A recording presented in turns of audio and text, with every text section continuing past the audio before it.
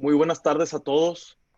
Muchas gracias por su asistencia y bienvenidos a esta segunda sesión de diálogos corporativos en la cual abordaremos la nueva normalidad energética. El día de hoy nos acompaña un ponente de lujo, el ingeniero César Cadena, presidente del Clúster Energético de Nuevo León, y como moderador nos acompaña el licenciado Jorge Fernández. Me permito presentarles al moderador antes de cederle la palabra. El licenciado Jorge es egresado de nuestra facultad y cuenta con una maestría en Derecho por la Universidad de Boston. Tiene una amplia trayectoria como abogado especializado en el sector energético, dentro de la cual destaca su participación en uno de los despachos encargados de formular la reforma energética y recientemente como director jurídico de uno de los participantes del mercado eléctrico mayorista. Jorge, César, muchísimas gracias a ambos por estar aquí el día de hoy, por su tiempo. Les recuerdo a todos que pueden plantear preguntas conforme desarrollamos esta charla a través de el icono de preguntas y respuestas que aparece en su pantalla. Sin más por el momento, Jorge, te cedo la palabra. Muchas gracias, Bernardo, y muchas gracias a la Facultad Libre de Derecho, mi alma mater, por la invitación a este panel tan relevante. Les doy la bienvenida a todos, invitados y comunidad de la Libre, alumnos, exalumnos, veo algunos nombres conocidos, exmaestros incluso.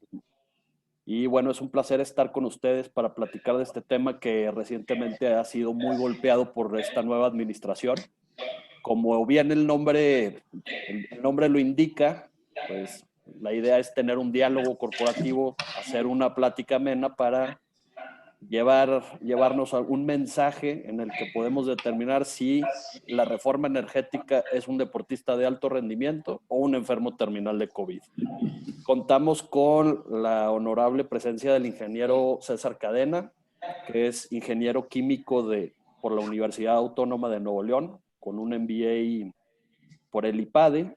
Actualmente es presidente del Consejo de Administración de Grupo Energéticos y presidente del Clúster Energético de Nuevo León, a quien le cedemos la palabra para que nos haga su presentación. La idea es, como bien el punto de estas pláticas por parte de la Libre son diálogos corporativos, así que los invitamos a que participen haciéndonos sus preguntas y comentarios, los cuales iremos abordando sobre la presentación y también al final con otra sesión adicional sobre preguntas y respuestas generales. Pero siéntanse con la libertad de dialogar con nosotros, de platicar, aportar, e iremos interrumpiendo brevemente la presentación y, como lo indicó Bernardo, favor de hacerlo en la sección de Q&A, no en la parte de chat. Cedo la palabra al ingeniero Cadena para iniciar nuestra sesión de hoy. Pues buenas tardes a todos. Muchas gracias a Roble, a Antonio, a Bernardo por el entusiasmo para organizar esta plática. Creo que va a ser muy interesante porque podemos hacer todo un tránsito de cómo ha transcurrido todo este evento de la reforma energética. Y además tengo un cariño especial por la Escuela Libre, porque ahí estudia una nieta mía que me habla con tanto entusiasmo de su escuela, de sus maestros, de sus compañeros, que créanme que me he encariñado, hasta ganas me dan de ponerme a estudiar leyes. Desgraciadamente ya es un poco tarde, pero bueno, ese es lo que tenemos. Entonces empezamos con una plática y vamos a empezar precisamente ¿qué es la reforma energética? ¿En qué punto estamos? ¿Estamos compitiendo contra algo o realmente ya estamos más muertos que infectados de COVID? Bueno, vamos a empezar con una frase, ¿verdad? Que decía que el secreto para cambiar es concentrar toda tu energía no en luchar contra lo viejo, sino en construir lo nuevo. Esta frase va a tener una especial relevancia, pero además el que a partir de esta diapositiva se duerme, se duerma, pues ya cuando menos se llevó alguna frase que iba a decir el expositor era una gente sumamente preparada. Muy bien, entonces entramos en materia. ¿De qué estamos hablando? Estamos hablando que esto empieza cuando toma posesión como presidente de la República Peña Nieto en 2012. No hace más de 8 años que precisamente es el tiempo que ha transcurrido. Algunos de ustedes todavía a lo mejor estaban recién salidos de la primaria, todavía estaban pensando y estudiando si Mickey Mouse y Mimi tenían alguna relación seria, y ahora estamos hablando de defender la patria, ahora estamos hablando qué pasa con la energía tan necesaria para un país. Y entonces, lo primero que dice Peña Nieto, un presidente joven, un presidente ambicioso, un presidente desgraciadamente demasiado corrupto, ¿verdad? Y que nos lleva, que nos haya, sus acciones las estamos pagando en este momento. Pero sin embargo, en ese momento, él dice, necesitamos hacer reformas de gran calado. Para hacer las reformas, tenemos, ¿qué dice la Constitución? La presente Constitución puede ser adicionada o reformada. Para que las adiciones o reformas lleguen a ser parte de la misma, se requiere que el Congreso de la Unión, por el voto de las 2/3 partes de los individuos presentes. Eso quiere decir para ustedes, estudiantes de leyes, que cualquier cambio en la Constitución nos obliga a tener 2/3 partes de diputados, senadores y congresos de los estados. Y vamos a partir, ¿qué decía? ¿Qué artículos vamos a mover?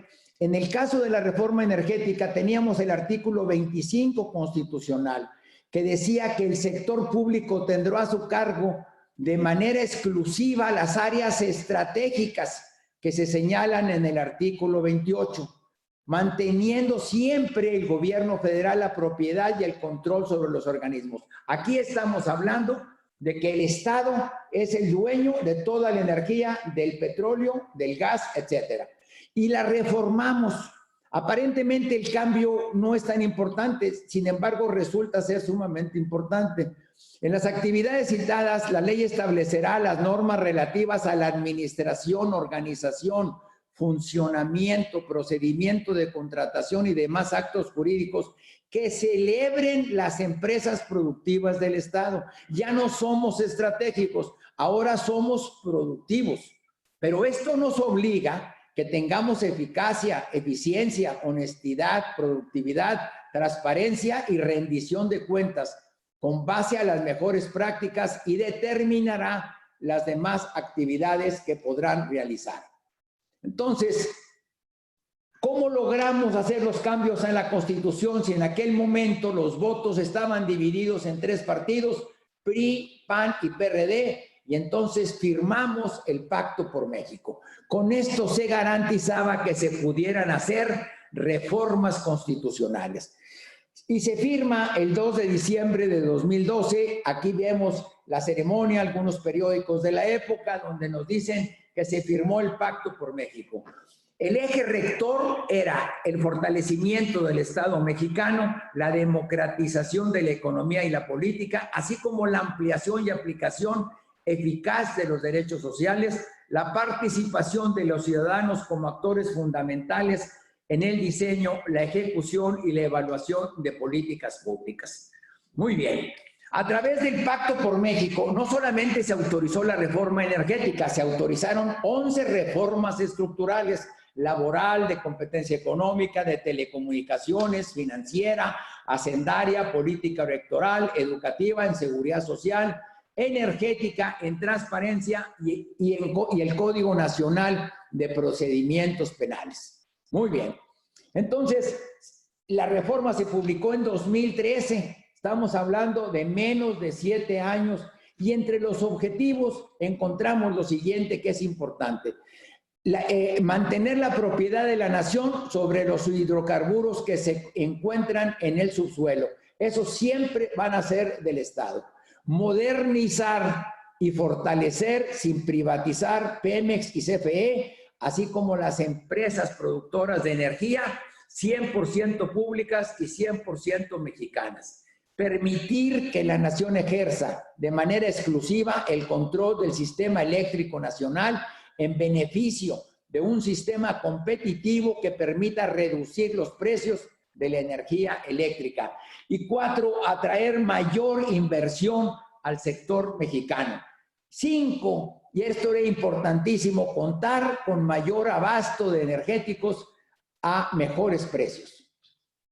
Ok, aquí decimos, ¿quién es el que va a fijar los precios? ¿Qué política debemos de seguir? Y nos vamos a las dos políticas que hay. O es el Estado como máximo juez, o es el mercado al que le podemos dejar la autoridad para que el mercado fije en base a oferta y demanda precios. El mercado es un sistema de información complejo que autoordena la necesidad de satisfacer necesidades en la sociedad. Hay reglas básicas de intercambio, hay intención de intercambio y hay información.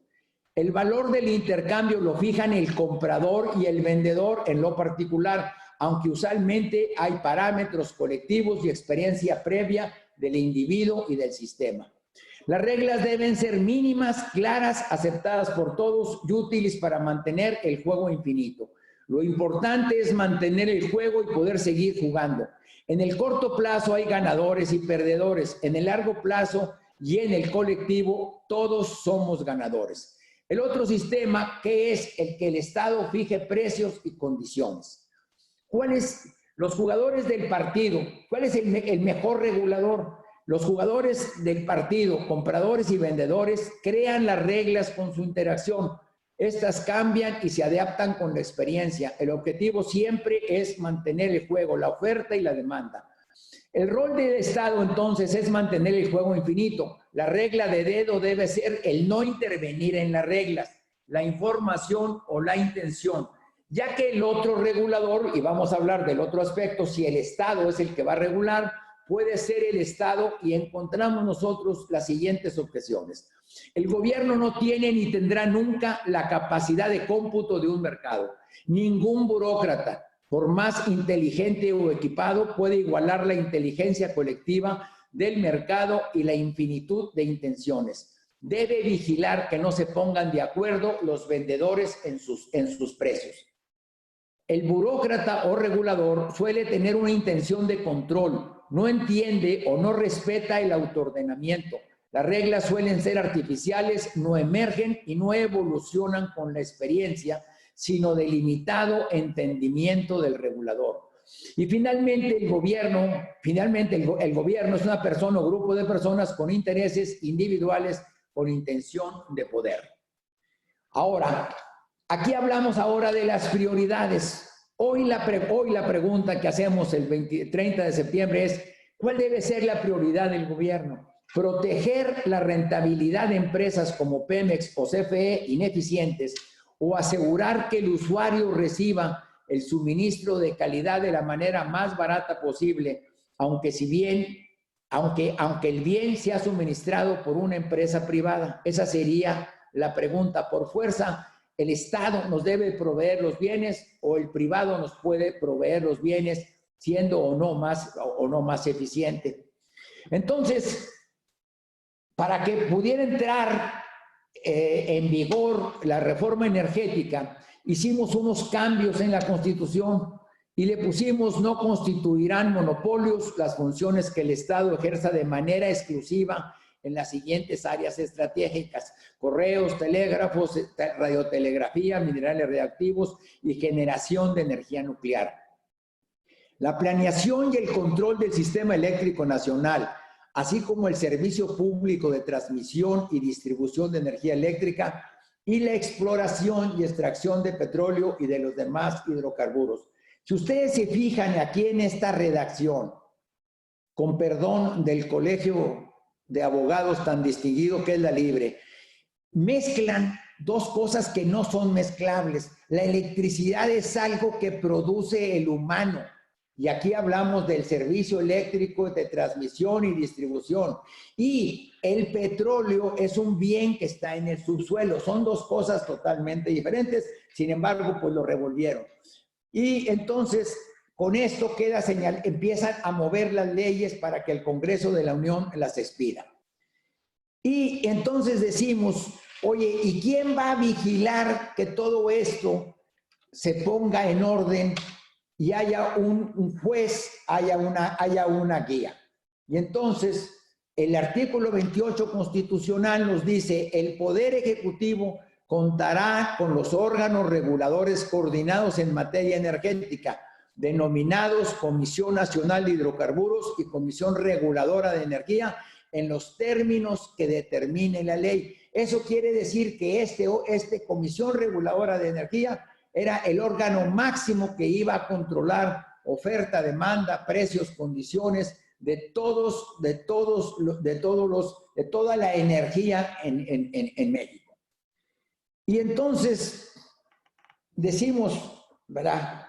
Las empresas productivas del Estado vamos a cambiarla, ahora ya somos productivos, ya no somos burócratas simples, ahora tenemos que ser eficientes. Se eleva a nivel constitucional el criterio de sustentabilidad, mismo que debe aplicar en la política nacional para el desarrollo industrial, así como el apoyo e impulso a las empresas.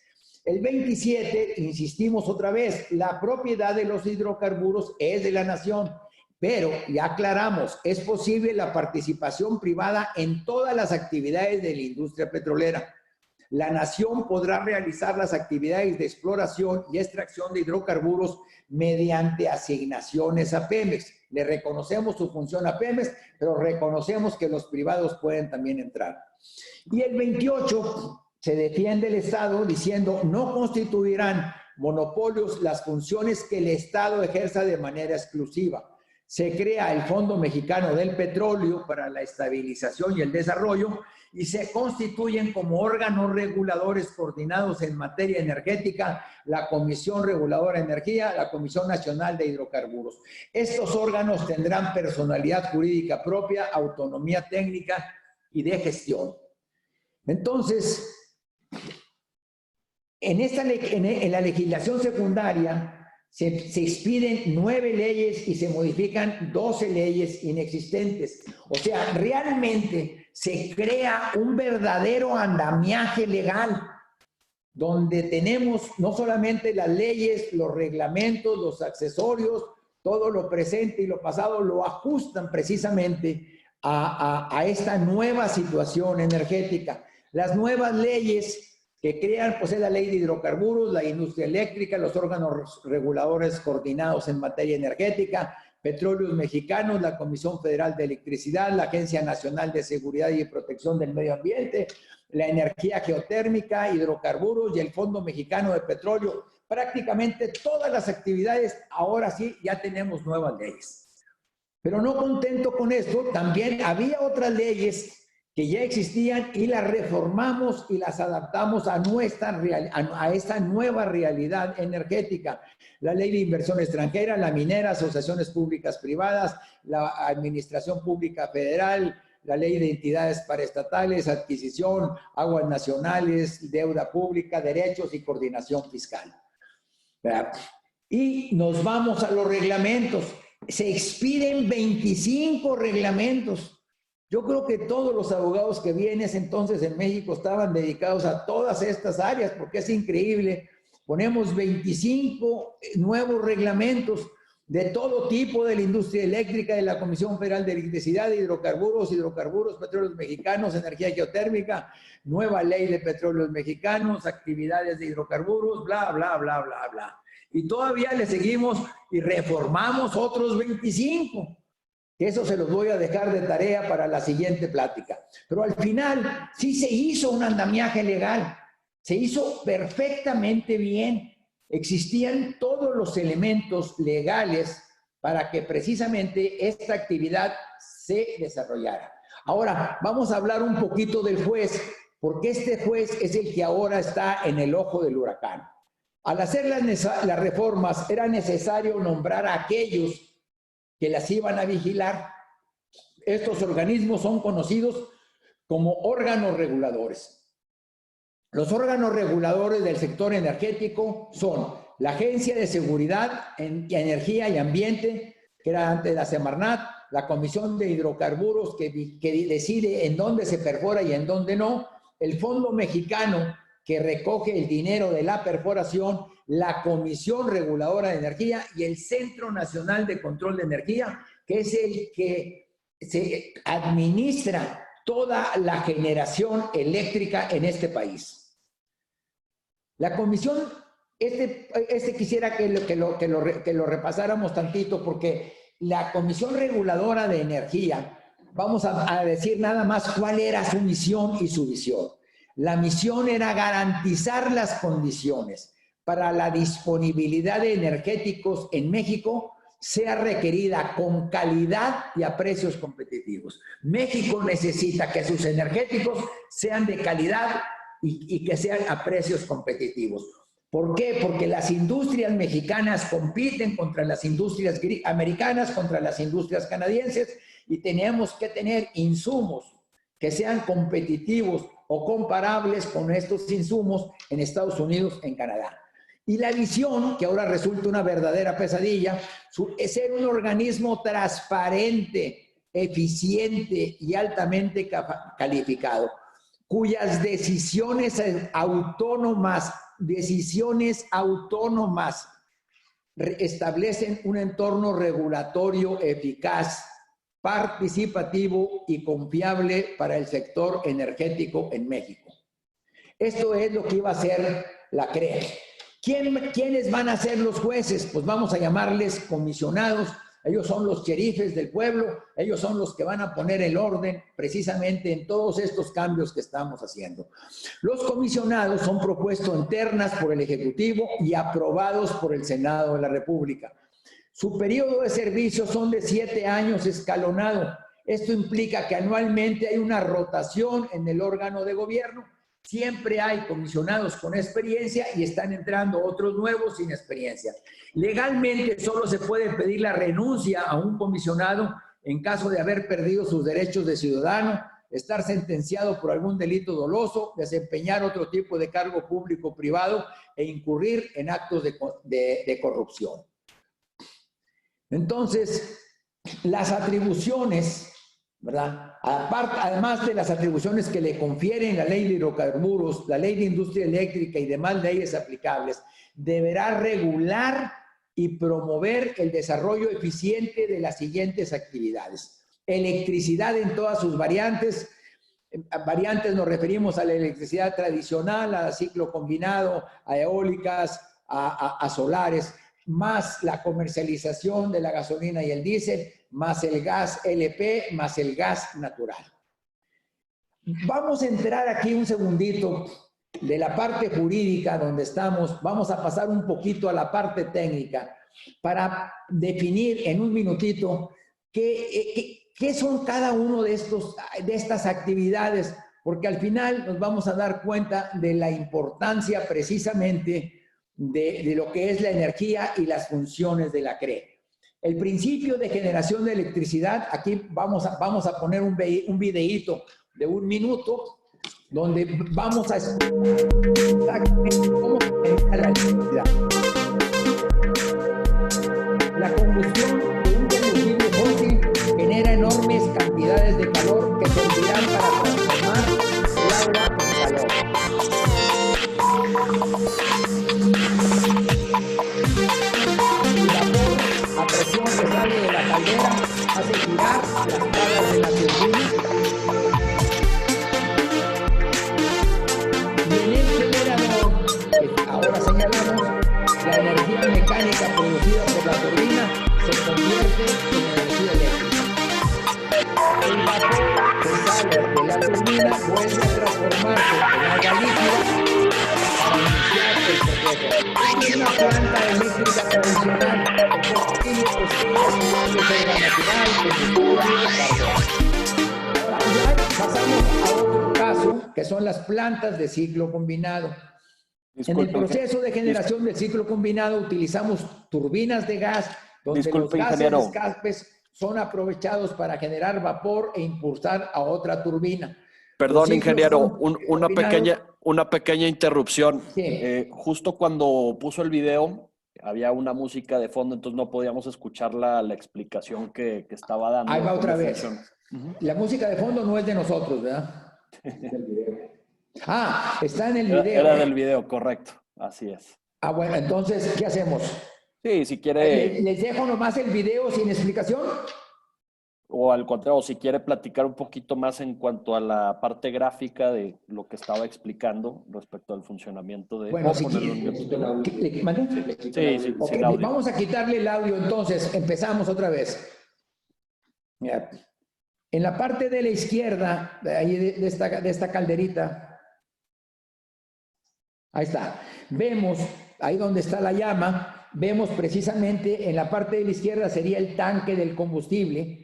Ese combustible nos va a calentar esa tubería azul con rojo, que es precisamente donde empieza a producirse el vapor.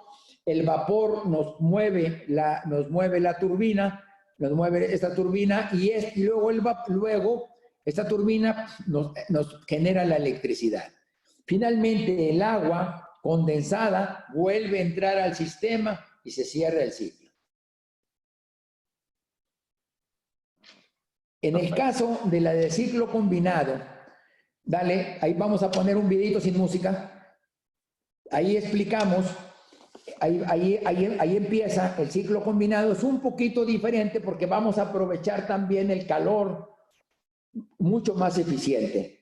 Aquí el gas combustible se mezcla con aire a presión, produciendo la combustión y hace girar la turbina de gas, esta turbina azul que estamos viendo ahí. El calor, obviamente, de la combustión convierte el agua en vapor. El vapor a presión hace girar las palas de la turbina,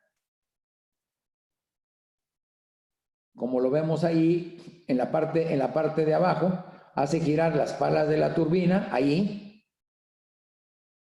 Y la energía eléctrica, la energía mecánica producida por las turbinas se convierte en energía eléctrica en el generador. El vapor se enfría y se vuelve a convertir en agua. Entonces ya tenemos una planta tradicional, tenemos una planta de ciclo combinado. Esto es lo que controla la CRE. Al final este es todo CFE. Esta es toda la energía que tenemos.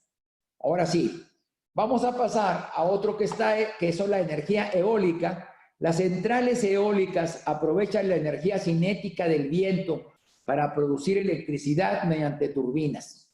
La tecnología eólica tiene un despliegue importante a nivel mundial debido a su rápido desarrollo tecnológico y a una disminución en los costos. La mayor concentración de este tipo de centrales se presenta en los estados de Baja California y Oaxaca. En el 2000, las energías eólicas y solares eran caras y su novedad generaba estragos en el sistema eléctrico por su intermitencia. Intermitencia aquí quiere decir que si yo tengo una energía solar en la noche que no hay sol, pues no produzca energía. Eso tengo que tener un respaldo de otra central, que es la queja del señor Bartlett. Los costos de generación casi han caído en un 70%. Ponlo. Ahora sí, aquí la energía eólica, si ustedes se fijan, las palas del rotor capturan el viento y transmiten su potencia a través de un eje de baja velocidad, que es lo que estamos viendo ahí. El siguiente aparato es una multiplicadora, un sistema de engranes, hace que el eje secundario gire 50 veces más rápida que el principal. El generador convierte la energía mecánica en energía eléctrica. La veleta y el anemómetro indican al aerogenerador la fuerza y la dirección del viento. Para llegar a nuestros hogares, esta corriente continua se pasará a alterna y más tarde un transformador preparará la corriente para ser transportada. Este es las energías eólicas, las palas esas inmensas que vemos ahora que llegan a ser hasta de 100 metros. Hay unas incluso dentro del mar que son más eficientes, ¿verdad? Que todo el resto de generación. Esta es una generación moderna. Se habla de países que ya casi producen el 80 o 90% de su energía con energía eólica. Y finalmente vamos a terminar con la energía solar. Consiste en la conversión de la luz solar en electricidad por medio de dos tecnologías, concentradoras solares o celdas fotovoltaicas. Aquí, la tecnología de celdas fotovoltaicas es más común. Sus costos de inversión son relativamente altos en comparación con otras tecnologías renovables. Sin embargo, en los últimos años, sus precios han disminuido considerablemente y han tenido un gran crecimiento. Aquí vamos a ver, tenemos lo que nosotros conocemos como las placas solares, las células fotovoltaicas, ¿verdad? Entonces, la energía solar incide sobre estas células fotovoltaicas. Estas se conectan en serie, formando los módulos fotovoltaicos, que ahí vemos. La luz solar es absorbida por las células fotovoltaicas dentro de las placas. Se producen unas reacciones químicas que acaban generando corriente alterna continua. Para llegar a nuestros hogares, esta corriente continua se pasará a alterna. Más tarde, un transformador preparará la corriente para ser transformada. Entonces, las cuatro energías son función de la Comisión Reguladora de Energía. ¿Qué otra cosa también regula? Regula los ductos de gas. Un gaseoducto es una conducción de tuberías que sirven para transportar gases combustibles a gran escala. Consiste en una conducción de tuberías de acero por los gases combustibles, principalmente el gas natural. Circulan a alta presión desde un punto de origen hasta un centro de distribución. Se construyen enterrados en zanjas. Aquí a la izquierda vemos cómo se va tendiendo un ducto, y del lado derecho México tiene aproximadamente 15,000 kilómetros de ductos, incluyendo un ducto marino que empieza en Houston y termina en Tuxpan y ahora va hacia Yucatán. Aquí hay que observar que todo este gas proviene de Estados Unidos. Estados Unidos es el productor de gas más barato del mundo. Entonces, nosotros estamos ahorita en este momento aprovechando esas condiciones de precio. ¿Cuál es la desventaja? Que si el día de mañana llega a haber cierta escasez o llega a haber un accidente, nosotros en México el 60% de la electricidad la generamos con gas natural y nos vamos a quedar sin electricidad. Esta dependencia es todo un tema que, como otros en esta administración, está negado, pero no podemos desconocer que tener esta dependencia del gas de Estados Unidos, tenemos un gran riesgo. El otro producto que controla es precisamente la estación de gasolina, que todos ustedes conocen, y aquí vemos una cantidad de marcas que han aparecido en el mercado. Aquí tenemos 12, en teoría creo que hay 40 o 50 nuevas marcas. La gasolina vendida se almacena bajo tierra en depósitos subterráneos. Cada una tiene capacidad para 50 o 100 mil litros. Hay menos de 2 tanques y cada tanque por lo general tiene algún tipo diferente de gasolina. Esta es la gasolinera típica que todos ustedes conocen. Ok, entonces hasta aquí queda claro cuál era la condición previa a la reforma energética. Se hace la reforma energética y finalmente vimos que la reforma energética tenía que controlar la electricidad, los ductos de gas, el gas LP y la gasolina y el diésel. Y entonces, aquí ya empezaron las emociones, hay un sheriff nuevo en el pueblo y entonces empiezan a hacer cambios. Estos efectos legales de los cambios efectuados por la 4T, pues quitamos el gobierno corporativo de Pemex, se deroga de facto. Los órganos reguladores que habíamos dicho que eran transparentes, justos, hermosos, ahora son intervenidos, les quitan el presupuesto por parte del gobierno federal, a pesar de que ellos generan sus propios ingresos. Hay un abierto antagonismo entre la Secretaría de Energía en contra de la Comisión Reguladora de Energía y la Comisión de Hidrocarburos, y obviamente hay un hostigamiento a los comisionados. La CEA, que habíamos dicho que era el que controlaba la seguridad energética, y la CONAMER, ¿verdad?, que es la de mejoras regulatorias, ¿verdad?, la Comisión Nacional de Mejora Regulatorio,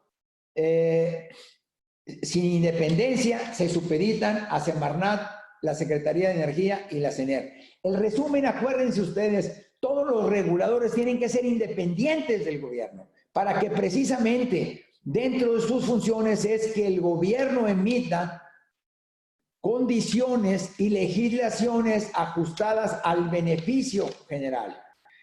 Eliminan las zonas económicas especiales, toman el control de los consejos de administración de Pemex y CFE y serán utilizados como instrumentos para revertir la reforma energética, según un memorándum que circuló, que después hablaremos de él, en los medios informativos durante agosto del 2020 y que analizaremos sus efectos posteriormente. Disculpe, ingeniero, ¿podría explicarnos un poco antes de la reforma energética cómo funcionaban los órganos reguladores? Y también explicar un poquito al público de cuál fue gran parte de la importancia de esta reforma en ese sentido de incluso escindir algunas autoridades, escindir algunos organismos, dotarlos de independencia, crear nuevas figuras y cómo interactuar todo esto. Bueno, primero, antes de la reforma, el único órgano que existía era la Comisión Reguladora de Energía. Y al único que regulaba era Pemex, cosa que Pemex le hacía el caso del chucho a la Comisión Reguladora de Energía. En otras palabras, no servía absolutamente para nada la CRE. Y los otros órganos, Jorge, se crearon precisamente a partir de la reforma energética, porque antes no tenían razón de ser. Por decirte, antes había la Semarnat, que era la que controlaba toda la parte ecológica. Ahora se creó la CEA, que es específicamente para hidrocarburos. La Comisión de Hidrocarburos va a permitir o va a autorizar la perforación de los pozos. Antes nada más había Pemex, Pemex decidía qué perforaba y qué no perforaba. Entonces, no había ningún órgano regulador, excepto la Comisión Reguladora de Energía, y su función era hacer. Todos estos organismos nuevos es precisamente para vigilar que todas las disposiciones, las 14 leyes, más los 25 reglamentos, cómo los vamos a poner a trabajar en beneficio de México. Por eso son nuevos precisamente a partir de la reforma energética.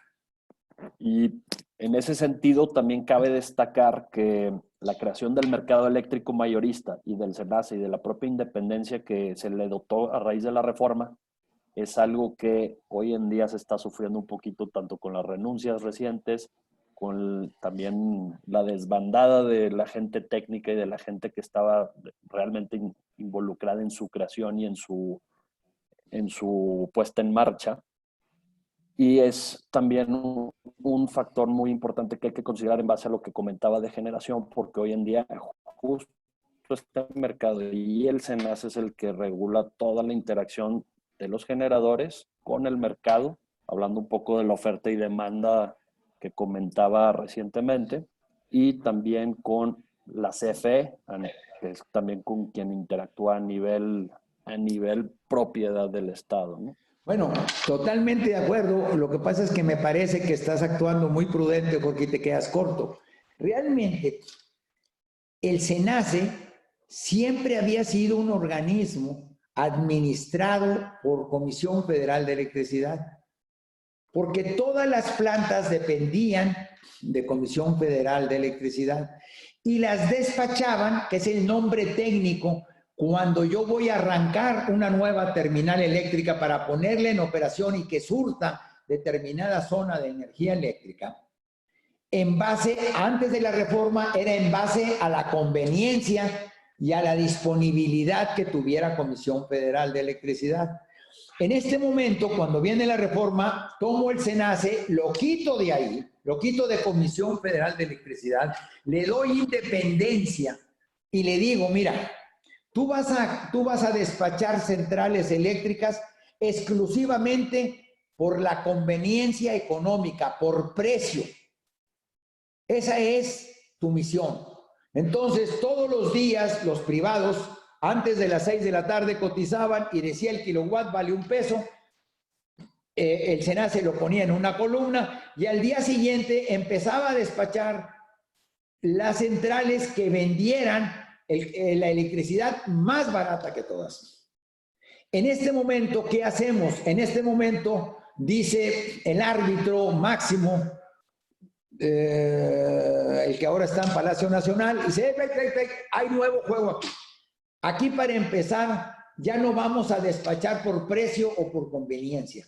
Ahora, el SENACE lo regreso a CFE, a un punto que el que era el comisionado máximo del SENACE, el ingeniero Morcos, dice, oye, pues esto no va a funcionar y prefiero renunciar. ¿Y a quién ponen? A un funcionario de CFE y regresan el SENACE a CFE. Entonces ahora las plantas que se van a despachar son las plantas de CFE. ¿Bajo qué normatividad? No sabemos. Antes era por precio y por conveniencia. Pero como vamos a ver más adelante, las plantas de CFE producen al doble del costo la electricidad. Entonces, ese doble de costo, ¿quién lo va a pagar? No hay más que dos. O lo pago yo como consumidor, o lo paga el Estado mexicano y dándole un subsidio a esta generación. Ese es el gran problema de haber desplazado al SENACE. Correcto, muchas gracias. Entonces, la CEA y la Comener siguen supeditados a Semarnat, eliminan las zonas especiales, toma del Consejo de Control y aparece el famoso memorándum. Luego, suspenden las rondas petroleras, dicen que no reiniciarán. Estas rondas lo que decían era que finalmente los privados podían participar en la perforación. Si el problema de Pemex es que no tiene suficientes recursos y un privado quiere hacerlo, pues vamos a dejar que el privado lo produzca. Siempre será preferible esa riqueza que se genera, que la genere un privado, a que no se genere porque el Estado no tiene los recursos. Luego, el primero que gana en la reforma energética es Pemex. A Pemex se le dio todo lo que tenía, se le asignó en una cosa que se llamó Ronda Cero. Entonces, cuando Pemex no tenía recursos, podía decirle a un privado, ayúdame a explorar y vamos a hacer el negocio junto. El término que se conoce en la industria se llama farm out, ¿verdad? Entonces, Pemex decide no hacer más farm out, decide no asociarse con el privado. Perfecto. ¿Y Pemex tiene los recursos para hacerlo en lo individual? No. En este momento, las cifras al mes pasado, de agosto, dicen que precisamente estamos en 1.570.000 barriles, la producción más baja que ha tenido Pemex. Porque por un lado no tiene los recursos, pero por otro lado los privados no los queremos invitar. A la fecha no hay contratación para servicios integrales, que ya de por sí eran poco atractivos para las empresas, pero bueno, porque existe un riesgo. La Comisión de Hidrocarburos acepta extender los plazos de exploración de Ronda Cero de Pemex y acepta propuestas de renovación de asignios. Hay una abierta animadversión al fracking y a la exploración en aguas profundas. El fracking es lo que hizo rico e hizo autosuficiente a Estados Unidos en su producción de crudo y de gas. Estados Unidos producía 300,000 barriles diarios. En este momento produce más de 15 millones de barriles diarios. Esa riqueza está nada más en el fracking. Y aquí decimos no. Pues no, ¿por qué? ¿Por qué no? No, está bien, pues es no. Muy bien, perfectamente bien. Entonces, en lugar de hacer una coinversión o una inversión fuera de balance, o se ponen o reconfigurar las 6 refinerías, mejor hacemos una nueva refinería, la que por las fotos, la última llovida que hubo, que está inundada, diera la impresión que está en un sitio claramente inapropiado. Se suspende cualquier prospectiva petrolera, gas natural o refinado. La Secretaría de Energía contempla poco involucramiento en los planes energéticos. Este es el plan eléctrico, que contempla Es el programa de desarrollo del Sistema Eléctrico Nacional que contempla poco involucramiento de la iniciativa privada. Mañana se supone que el Consejo Coordinador Empresarial, nos juntamos todos a ver exactamente qué es lo que se puede hacer con la infraestructura energética. CENER y la Comisión de Hidrocarburos retrasan la autorización de los farm-out en bloques adjudicados a particulares. Eliminan las reglas asimétricas. Asimétrico era Pemex y era CFE porque eran los grandulones del pueblo. Entonces, si queremos que todos participen, si queremos piso parejo, pues había que darle una apachurrada a Pemex o a CFE, eso es cierto. Esto era en beneficio de tener un mercado más justo. Para algunos nacionalistas, este es el origen del problema, decían que esta parte había sido con el objeto de perjudicar a Pemex. Para otros era realmente tratar de buscar un mercado más equilibrado.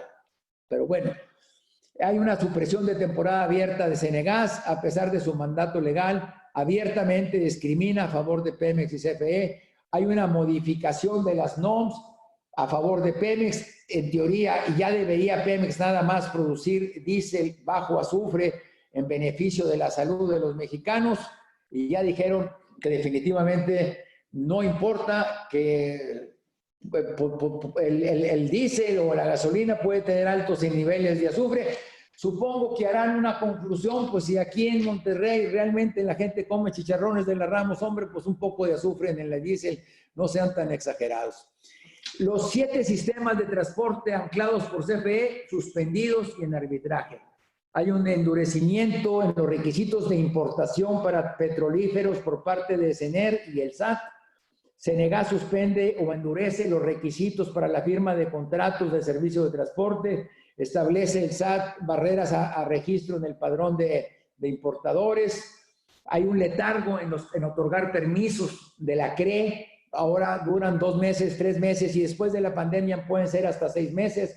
Había una propuesta de un centro logístico de petrolíferos controlado por la Secretaría de Energía. Hay una cancelación de Cenegas a licitaciones para proyectos de almacenamiento de gas natural. Aquí en el gas natural, México tiene una reserva de 1 día y medio de gas natural.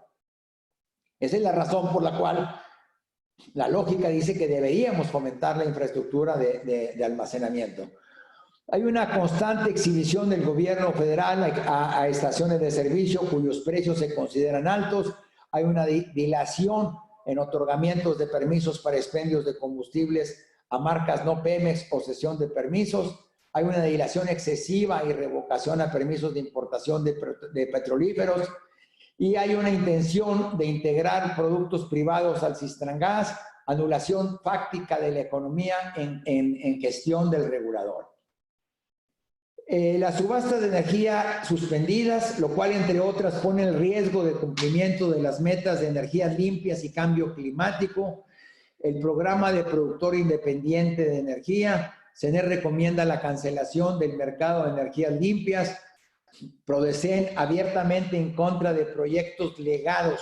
Legados eran los proyectos que en alguna forma los privados tenían antes de la reforma con CFE, por eso le llamaron, te lo legaron en unas condiciones diferentes, se legisló sobre los proyectos legados. CFE y CENER cancelaron las licitaciones para la construcción de las líneas de transmisión. Esto es importantísimo, las líneas de transmisión. La transmisión y distribución de la energía eléctrica en este país, por norma, es derecho constitucional de la Comisión Federal de Electricidad. Nadie puede construir líneas de transmisión. Y las líneas de transmisión están saturadas.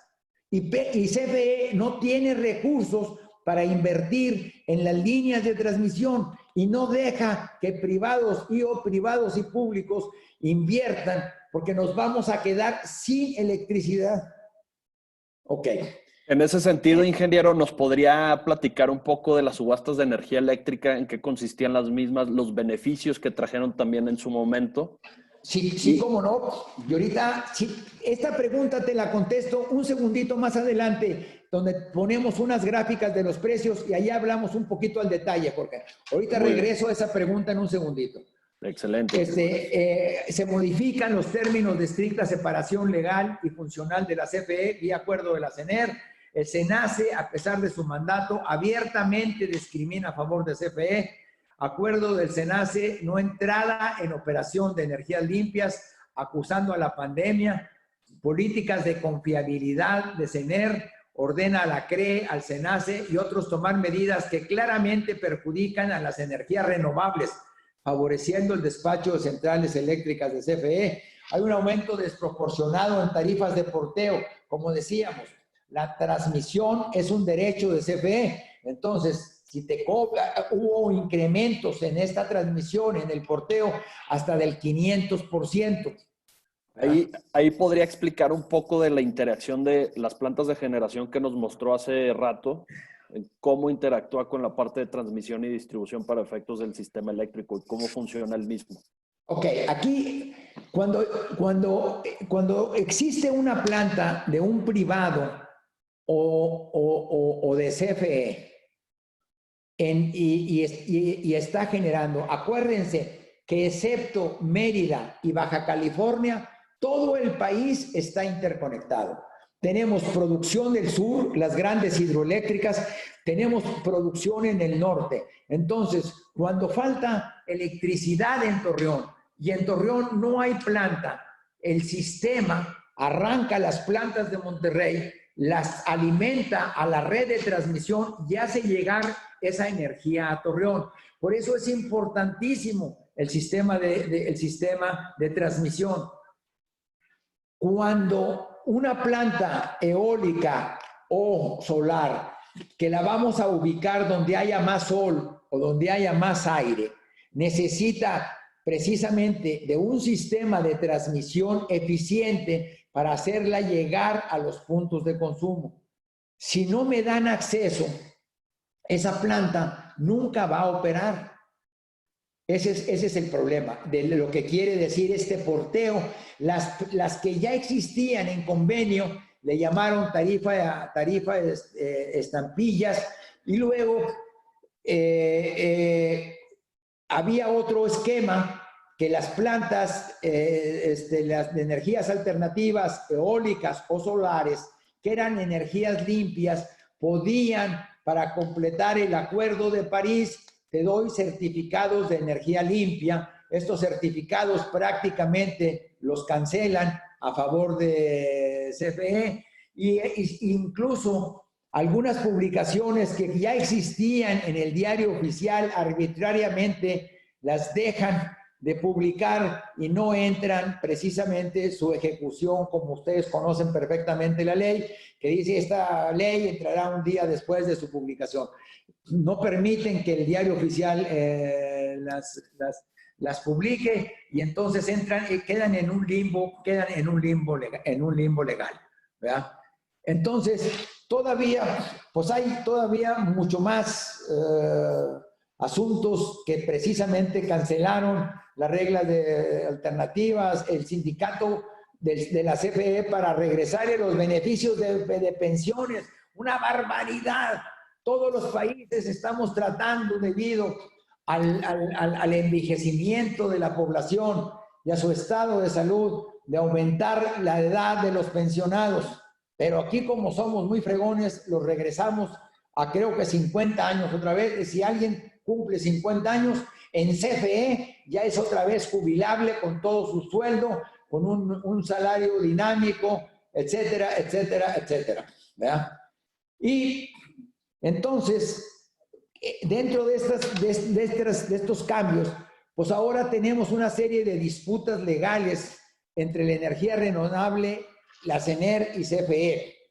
Hasta ahora el Poder Judicial ha demostrado independencia otorgando suspensiones. La COFECE ha emitido críticas a la postura respecto a la política de confiabilidad en electricidad y a la regulación del mercado de petrolíferos. En 2020 entraron las obligaciones de almacenamiento mínimo, sin embargo, no se han precisamente dispuesto las leyes y los reglamentos para ver cómo se van a cobrar estos tickets. Emilio Lozoya, el gran elemento, acusa de sobornar a legisladores por aprobar la reforma energética. ¿Y eso qué? ¿Eso qué? Si dio dinero, pues bueno, pues que lo juzguen, pero ¿eso qué tiene que ver con la reforma energética? ¿Qué estamos buscando, diciendo? Para que veas qué tan mala era la reforma energética, que tuvimos que sobornar a los diputados. Si vimos que los 3 partidos se juntaron, y que se autorizaron 12 reformas. Esa película ya la vimos, nomás que pues como aquí hay otros datos y cada quien ve la historia como quiere verla, pues es un verdadero problema.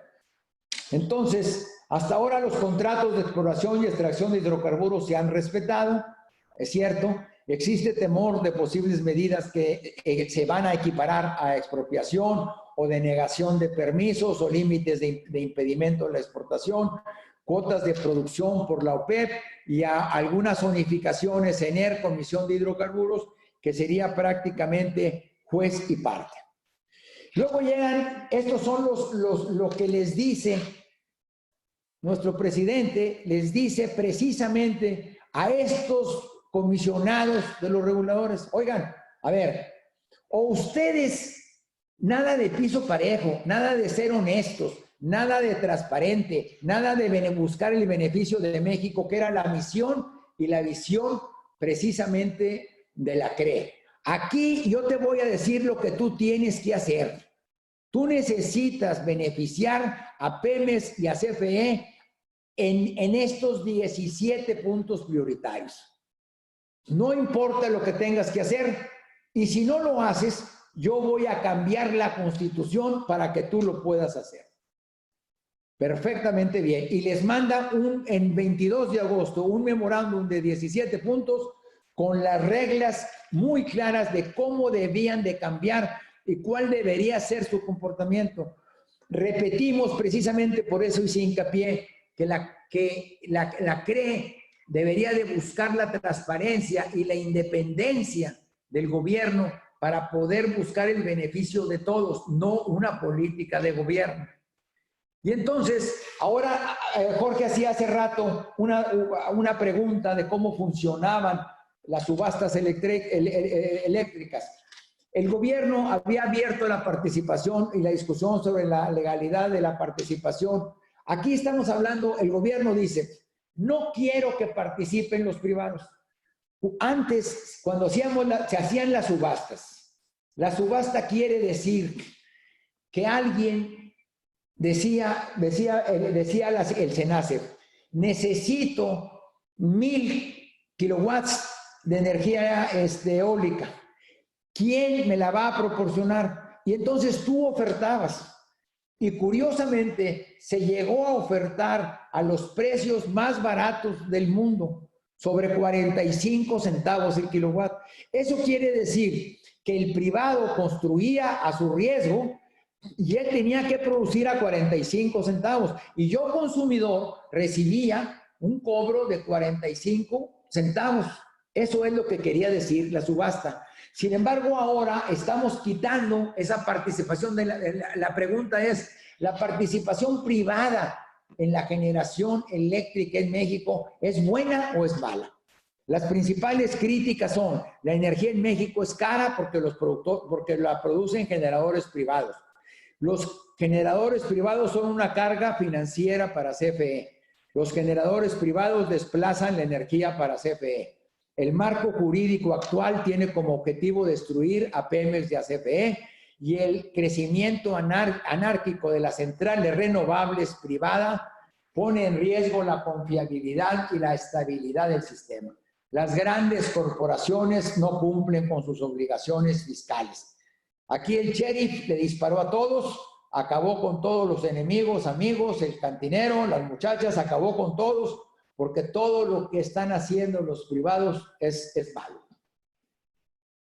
Y aquí viene precisamente el asunto de las subastas. La generación de productores independientes de energía es 35% más barata que la de la CFE. Si ustedes se fijan en esas 4 gráficas, por ejemplo, en las centrales de CFE, vale 1,435 pesos el megawatt. el privado lo produce en 846. Y así sucesivamente.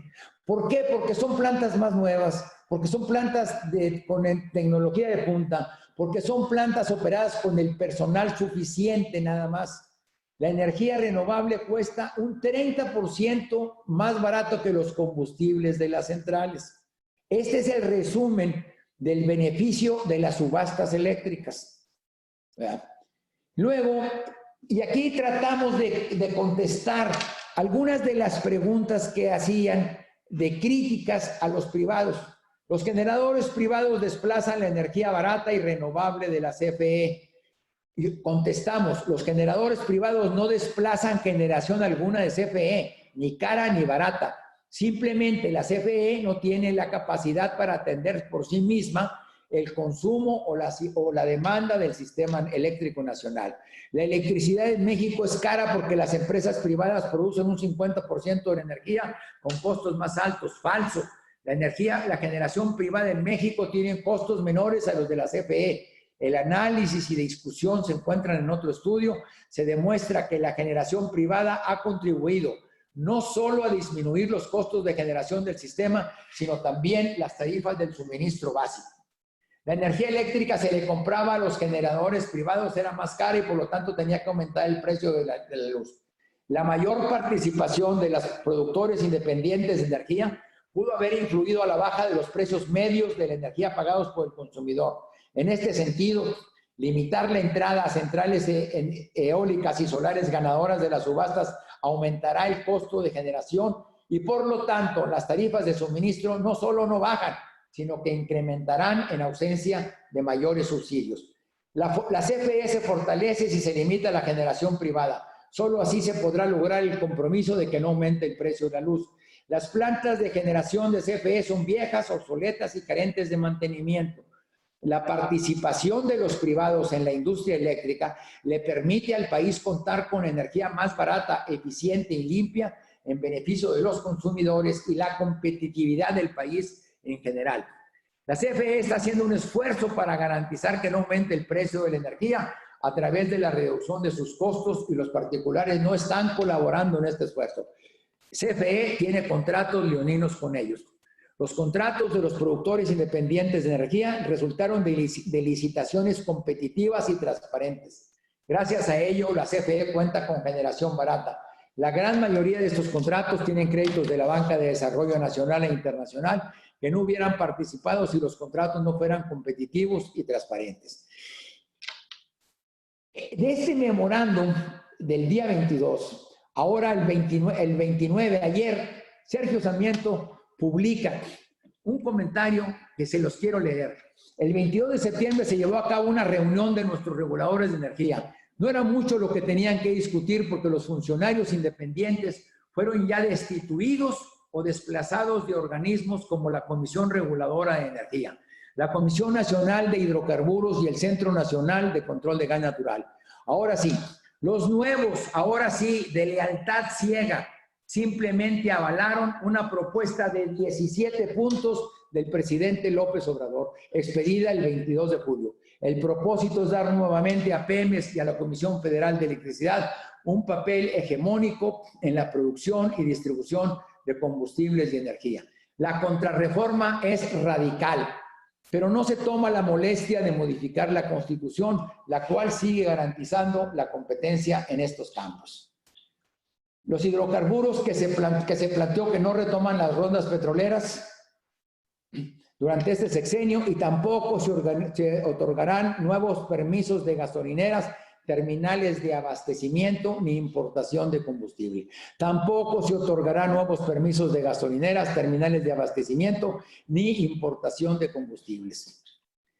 Este señor Alfonso Marcos presentó su renuncia a la Dirección General este pasado 23 de septiembre. Las razones, él las sabrá, pero el puesto vacante ha sido ocupado por Carlos Meléndez, quien era subdirector de Corporación Estratégica de la Comisión Federal de Electricidad.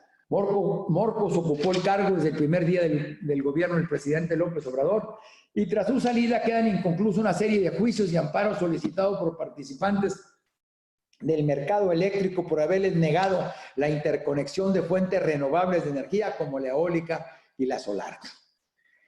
Y ahora aparece un personaje que se llama don Daniel Gutiérrez Gutiérrez, que hay una iniciativa con proyecto de decreto por el que se reforman el 25, el 27 y el 28 constitucional. Dale hasta el final. Aquí, al final, este señor nos dice: la cuarta transformación de México, concebida como un gran proceso de cambios políticos, económicos y sociales de México, no está orientada a beneficiar a algunos grupos económicos o sociales privilegiados específicamente. Por ello se impone la necesidad de modificar nuestra Carta Magna otra vez para generar y fortalecer estructuras económicas. Dale hasta la última. Y ahí hace tres proposiciones, la que sigue.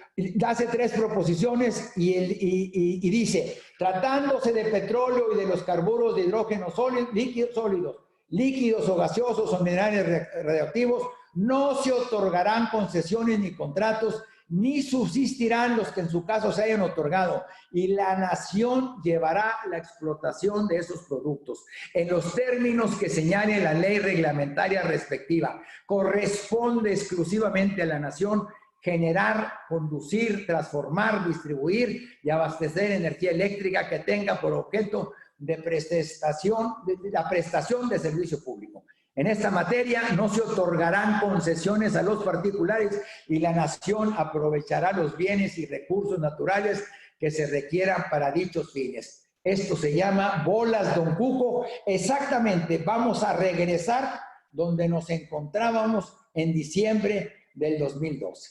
Como una reacción legal, esta noticia es de hoy. En estos términos, la International Chamber of Commerce de México pidió al gobierno mexicano respetar el Estado de Derecho para que exista competencia en el sector energético con participación de Pemex y CFE en actividades donde tienen experiencia, en aguas someras, energía eléctrica como hidroeléctricas, dejando las áreas privadas como los hidrocarburos no convencionales y el mercado de energías renovables. Yo quisiera terminar con un videíto muy cortito de este señor Ángel Verdugo, un video que nos lleva 3 minutos. La mañanera de Ángel correspondiente al martes de la semana en curso, martes 29 de septiembre del año 2020. Yo no sé si usted conozca, por la referencia que le voy a dar, de los caudillos, de los cabecillas yaquis. Uno de ellos, José María Leiva, el indio Cajeme, tiene una frase que dice: antes como antes y ahora como ahora. Yo aplicaría esa frase plena de sabiduría de alguien que aparentemente podrían pensar algunos que era un hombre iletrado, posiblemente lo fuera, pero con una agudeza y una inteligencia natural, que sabía distinguir entre el pasado y el presente y en consecuencia el futuro. De ahí la frase, antes como antes y ahora como ahora. Yo creo que en tratándose de este tipo de empresas y otras más, no debemos aplicar criterios de hace 60, 70 o más años incluso. El mundo ha cambiado. Las transformaciones estructurales han sido profundas y lo que hace 60 o más años era fundamental para el destino del país, hoy ya no lo es. Hoy son otros los elementos que determinan la independencia, la soberanía de un país y de un pueblo. Por ejemplo, una educación de altísima calidad, un sistema público de salud de primera calidad también, y un Estado de Derecho pleno. Al final de cuentas, un país que tiene esos 3 requisitos no debe temer a que vengan compañías extranjeras con tecnología avanzada, con costos unitarios más bajos, para ofertar energía eléctrica en el mercado que así lo demande. Los argumentos que dan personajes siniestros como Bartlett e ignorantes como Romero y demagogos como Nale son argumentos que, si bien eran entendibles allá por los años 50 o 60 e incluso antes, hoy son absurdos que no se sostienen con el análisis más superficial que se quisiera llevar a cabo. Hoy, repito, la gran riqueza, el gran activo del país que usted guste, es el capital humano que construye, que forma. ¿Cuántos países no hay en el mundo que carecen de recursos naturales, que tienen que importar prácticamente todos los alimentos que consumen, todo el petróleo que refinan en su territorio? Japón, por ejemplo, o Suiza, un país con una calidad de vida increíble, que ante la carencia de recursos naturales adopta la decisión o toma la decisión de construir industrias de excelencia en cuestión química, etcétera, etcétera. Pero ¿por qué en México hay políticos que todavía insisten en querer reproducir el pasado que ya se fue hace muchos decenios? Esa posición, esa mentalidad, o si quiere, esa visión de la economía, es lo que hace que estemos postrados todavía ante los avances que se dan en otros países. Hoy es otro el mundo, antes como antes y ahora como ahora. En la medida en que el presidente y sus paniaguados sigan con esa idea anclada en el pasado, ideas acedas, caducas, este país no solo se va a estancar, va a retroceder. El mundo está avanzando a velocidades increíbles todavía hace unos cuantos años. Y México pretende ir rápida y velozmente, pero al pasado. ¿Reproducir el pasado en el siglo XXI?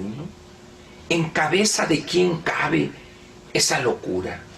Solamente en la de López y en personajes siniestros y de una ignorancia total de lo que ha hecho el mundo en estos últimos 50 o 60 años, como Bartlett, Romero y Nale. Pero al final de cuentas su conducta no es una sinrazón, es mantener los privilegios y seguir obteniendo más al amparo de las posiciones que ocupan y con ideas, repito, acedas y caducas, con las cuales López, en un desatino completo, comulga 100%. Termino diciéndole o repitiendo la frase de José María Leiva, el indio Cajeme: antes como antes y ahora como ahora. Pues muchísimas gracias. Ahora sí, si gustan las preguntas. Muchas gracias, ingeniero. De hecho, sí tenemos dos preguntas que creo que pueden ir de la mano. La primera es que qué medidas han o están intentando los particulares ante estas acciones del gobierno, pero creo que tiene relación también con la segunda. La segunda dice, ¿cómo cambió la infraestructura energética después de la reforma y qué va a pasar con esta infraestructura ahora? Que va de la mano, yo creo que también con estas acciones que están tomando los particulares.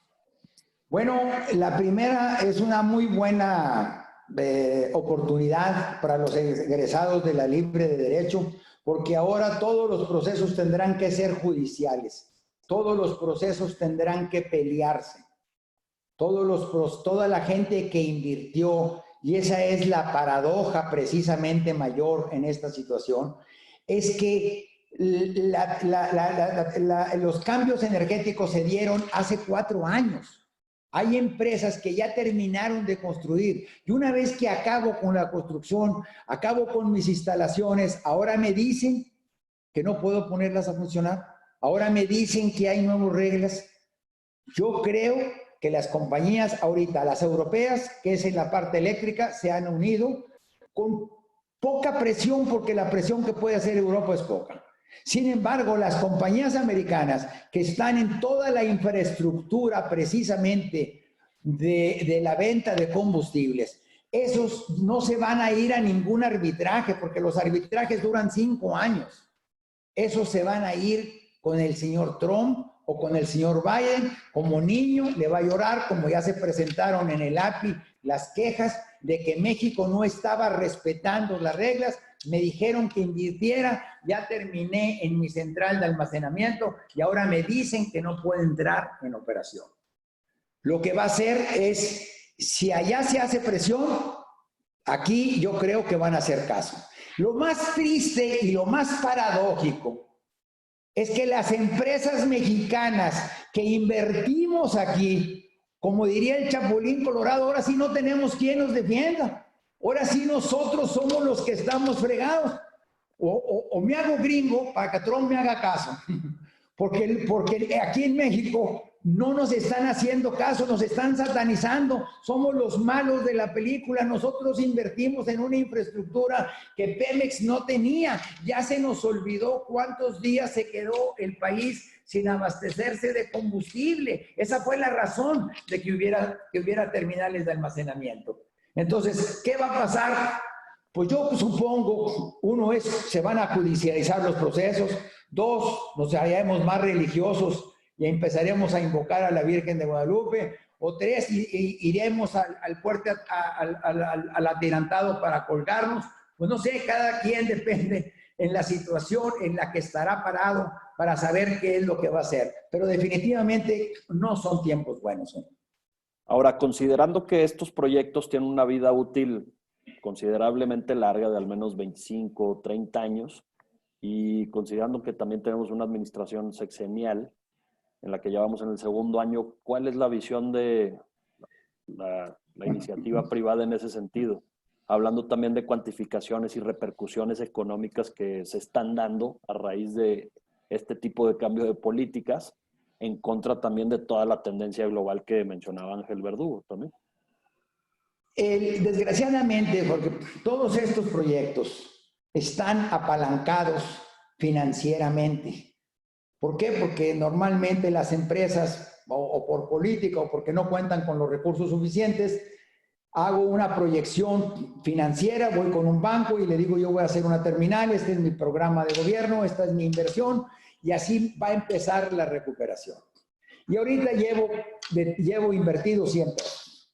Ahora me dicen que le pare a la película, ¿ok? ¿Y los 100 pesos? Eso los debo. Le voy a decir al banco, oye, fíjate que ya sabes que estos de la 4T son curiositos.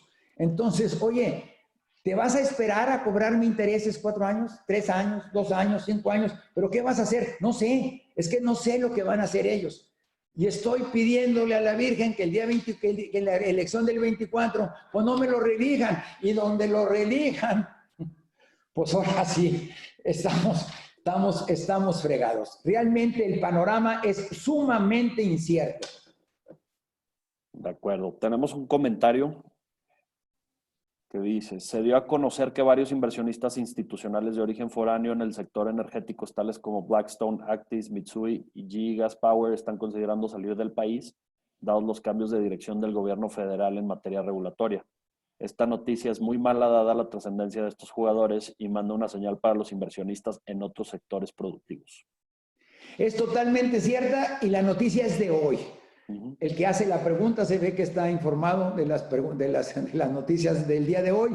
Y lo que dice es que 5 grupos grandes lo que están diciendo es, no me gustó el juego, tú no me fijas reglas claras, yo agarro mis canicas y ya me voy. ¿Por qué? Porque no puedo invertir en este estado de incertidumbre. Ese es el gran problema, ¿verdad? Estamos convocando, el gobierno está convocando a la iniciativa privada para que invierta. La reunión se iba a hacer los primeros días de gobierno hace 2 años y medio. 2 años y medio, todavía no logramos sentarnos a ver qué proyectos son los que se van a realizar. Y fíjense la paradoja, el gobierno no va a poner un peso. El privado es el que va a hacer la inversión, es el que le lleva el proyecto al gobierno. Y el gran Tlatoni es el que decide con su vara mágica, ¿se autoriza o no se autoriza? ¿Estás bendito o no estás bendito? No hay una regla que diga, bueno, no quiero que inviertas en electricidad. Pues no inviertas en electricidad y si tú quieres inviertes en otras áreas. pero no dicen en qué hay que invertir, no dicen en qué no hay que invertir, dicen que la iniciativa privada se necesita, dicen que el gobierno no va a invertir, que no hay recursos, pero tampoco dejo que se hagan inversiones, que se genere riqueza y que se generen empleos. En ese sentido, ¿cuál sería su comentario respecto del título de la plática? Estamos hablando de un deportista de alto rendimiento que estaba iniciando en una disciplina que ya existía, con varios golpes duros, con buenas pruebas, con buenos patrocinios, por así llamarlo analógicamente, pero que a lo mejor se está quedando sin cancha, sin ciertos recursos, o que ha pasado, por ejemplo, en México, que el Comité Olímpico, pues a veces no apoya a algunos y se quedan, que es una realidad. Y viendo una carrera de largo plazo, que no necesariamente es de 4 o 6 años, ¿cómo podríamos ver o qué podríamos hacer también como sociedad para apoyar a ese Fíjate sector? que a mí me preocupó el día de hoy porque me encontré a la reforma energética entrando a las capillas marianas preguntando por información de cómo es ahí el sistema, si es por Zoom, si no es por Zoom, si te incineran, si no te incineran. Yo creo, Jorge, que está muerta. Ese sería para mí el diagnóstico. ¿Por qué? Porque en esta administración, todo lo que sea iniciativa privada, no me interesa del ramo que sea, está satanizada. Son unos bandidos, son unos rateros y no puedo ni confiar en ellos. A ver, voy a hacer un nuevo aeropuerto. Normalmente hubiéramos pensado que se lo van a dar a las constructoras. No, lo van a hacer los militares. ¿Está bien? Ahora, los créditos para las casas no los van a hacer las constructoras, los van a hacer las personas en lo individual. Entonces, existe un patrón de conducta precisamente encaminado a que la iniciativa privada no quepa, no es bien recibida. Y es una posición ideológica, porque lo cual lo hace más difícil de combatir. Entonces, para mí, ya el COVID ya nos cargó. En lo que es en la mayor parte. Cada empresa nos estaremos defendiendo, estaremos buscando amparos, estaremos buscando pleitos, estaremos buscando cómo defenderse de esa situación. Ya hay eventos verdaderamente perversos. La CENER tiene 180 días cerrada. No te aceptan un solo trámite por el COVID. Se cerró, se paró el país. No necesitamos a la CENER. Todo lo que tú tenías pendiente con la CENER está congelado. No existe. No hay forma ni de que la autoridad te resuelva algo para que puedas ampararte. No existe esa posibilidad. O sea, hay un efecto realmente perverso.